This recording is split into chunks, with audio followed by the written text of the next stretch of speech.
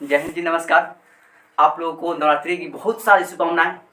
माता रानी की कृपा आप लोग को बरसते रहे और साथ में साथ थोड़ा हम पर भी ध्यान दे माता रानी। आइए तो हम लोग स्टार्ट करते हैं। देखिए क्या स्टार्ट करना है जी, सिद्ध करने वाला प्रश्न है ना, यही लिखने हैं। देखिए सिद्ध करने वाला प्रश्न क्या होता है, कितने प्रकार से आएगा और कौन कौन से आता है, आज हम लोग उसको पहले देख लेते हैं ना। देखो सिंपल से आता है पहले कि √5 है, √7 है, √2 है और √3 है ना। एक प्रकार तो पहला आपका यह हो गया और दूसरा प्रकार क्या है कि सिद्ध करेंगे 2√7 या 3√5 या 4√5, ये क्या है अपरिमेय संख्या। 2 नंबर क्वेश्चन ऐसे हो गए। नंबर 3 में कैसे आएगा, बाटा में आएगा। कहाँ आएगा, बाटा में, यानी 1/√2, 5/6, इसको अपरिमेय करें है ना, यानी ये संख्या को अपरिमेय है, इसको सिद्ध कर। और नंबर 4 में कैसे आएगा कि 6 + 7√5 या 6 - 7√3, यानी एक प्लस में आ सकता है और एक माइनस में आ सकता है ना। हम इस पूरा को सिद्ध करने वाले हैं है ना। और नंबर एक और बढ़ गया है जिसका नाम क्या है कि 6 + 7√3 के होल स्क्वायर को सिद्ध करें कि यह संख्या क्या अपरिमेय है। यह सवाल आपका एनसीईआरटी बुक में तो नहीं है, लेकिन जस्ट 2023 में पूछा हुआ ये सवाल है ना, इसलिए हमको दिखाना मेरा कर्तव्य। आइए तो हम लोग स्टार्ट करते हैं। देखिए क्या लिखिए, सिद्ध करें कि √5 अपरिमेय संख्या है ना। देख भाई, सिद्ध करना है कि पहले अपरिमेय संख्या है ना। इस पर एक गाना भी याद आ गया है, टेंशन का ले लूँ हम बारी नू, नवरात्रि वाला गाना बा है ना। वही बात यहाँ भी है, टेंशन क्या लेना है, हम है ना, सिद्ध कीजिए ना, सिद्ध हो ही जाएगा। सिद्ध करें कि √5 कौन संख्या, अपरिमेय संख्या। सबसे पहले सिद्ध करने वाला जो प्रश्न आएगा उसको आपको विपरीत में मानना है ना। जो संख्या बोलेगा अपरिमेय उसको मानो कि क्या है, परिमेय है ना। मानने में कुछ ज़्यादा नहीं है, और मैं तो इसीलिए बदनाम है से माना कि वह मेरा है, ठीक उसी प्रकार माना कि क्या है, परिमेय संख्या। यहाँ पर लिखो 16, SOLVE 16, माने हम लोग इसको अब हल कर रहे हैं ना। मैं तो हम लोग हल नहीं करते, सोल्व नहीं करते हैं। आइए सिद्ध करें कि √5 का अपरिमेय संख्या। तो लिखो माना कि √5 एक परिमेय संख्या। कौन संख्या है, परिमेय संख्या है ना।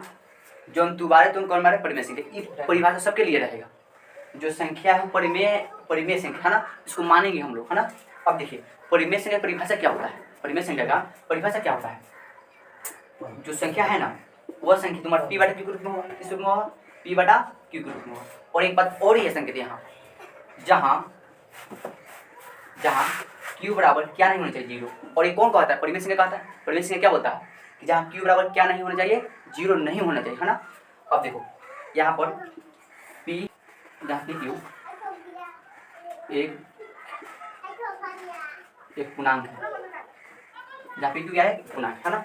अब ध्यान दो यहाँ पर, और यहाँ पे एक और भी हम लोग लिख सकते हैं, जहाँ q बराबर 0 नहीं है और p एक पूर्णांक है तथा पूर्णांक तथा सर्वभाजक है ना। जब मन करता हम लोग इसको जोड़ नहीं सकते, इतना भी क्या है।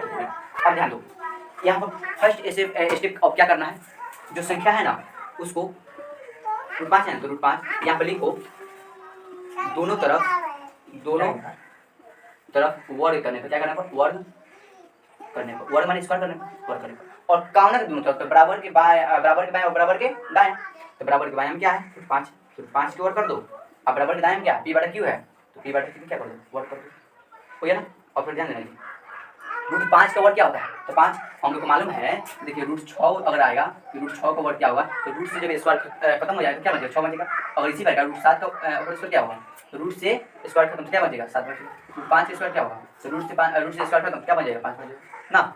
ठीक उसी प्रकार जब रूट से स्क्वायर करेगा क्या बचेगा, 5 बचेगा ना। यहाँ पे लिखो क्या, 5 बराबर p के स्क्वायर, तो p स्क्वायर और q के स्क्वायर क्या हो जाएगा, q स्क्वायर हो जाएगा। अब थोड़ा ध्यान देना, अब फिर यहाँ पे लिखना होगा पुनः माने फिर से पुनः दोनों तरफ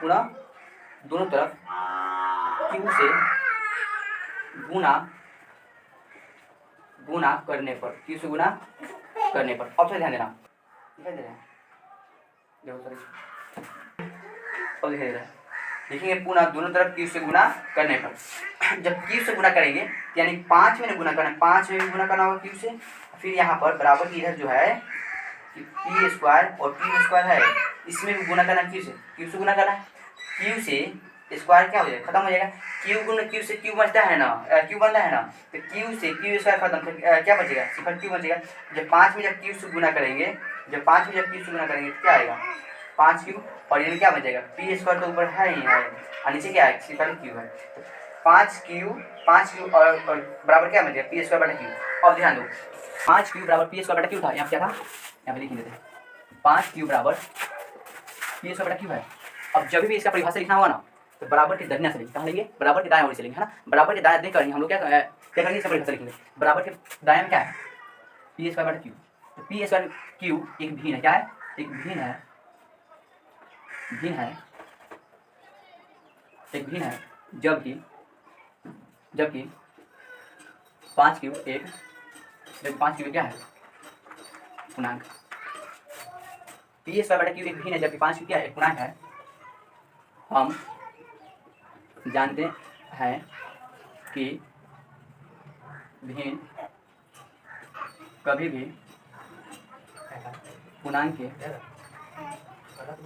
बराबर नहीं हो सकता, कभी पूर्णांक बराबर नहीं हो सकता। इसलिए मेरा मान्यता गलत है, इसलिए